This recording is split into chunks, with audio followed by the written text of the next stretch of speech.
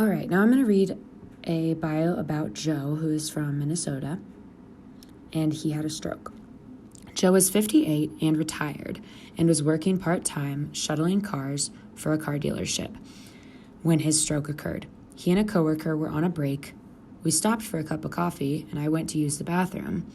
When I was in the bathroom, I could not understand why my left hand was not working, and I just fell in the bathroom, and I didn't know why. I lay there for a while. His coworker checked on him after he had not come out, and he found him struggling to move the left side of his body. At the hospital, it was determined that he had a cerebral stroke and became left side impaired. A blood clot in his carotid artery was the cause of the stroke. Once that was cleared up, he was sent to rehab, where he worked on his recovery for a few months. He claims, "It is a humbling experience when you cannot take care of yourself. It opens your eyes." After rehab, he was sent home in a wheelchair, but has since primarily relied on the use of a cane for his mobility.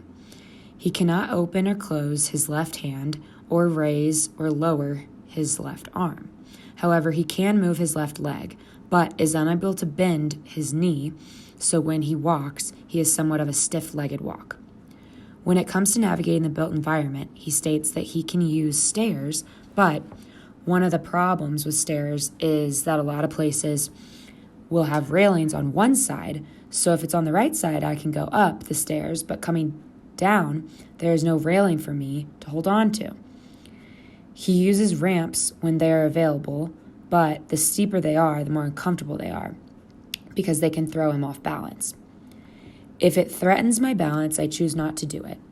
Uneven ground can be very difficult for Joe, especially if it is something like grass or loose carpet. Joe is from Minneapolis, but he and his wife often travel to Florida to escape the harsh weather. Winters are impossible for disabled people. When on road trips, they often stop at rest stops rather than gas stations because the restrooms are often more accessible at rest stops and are easier to access.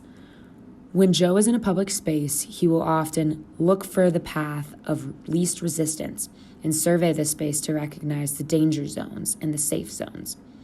He has realized that balance goes as you get older. So if you compound that with a disability, it is very prevalent. Heavy doors can also throw Joe off balance easily because he is relying on one side of his body for support. Many people who are not disabled can be unaware of the many factors that people like Joe must consider when navigating the built environment. Prior to me being disabled, I was totally ignorant to it. It had never occurred to me.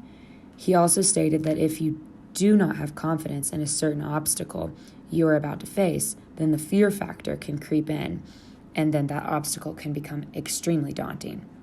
As designers, makers, creators, and members of society, we need to think about how we can minimize obstacles for people like Joe. Thanks for listening.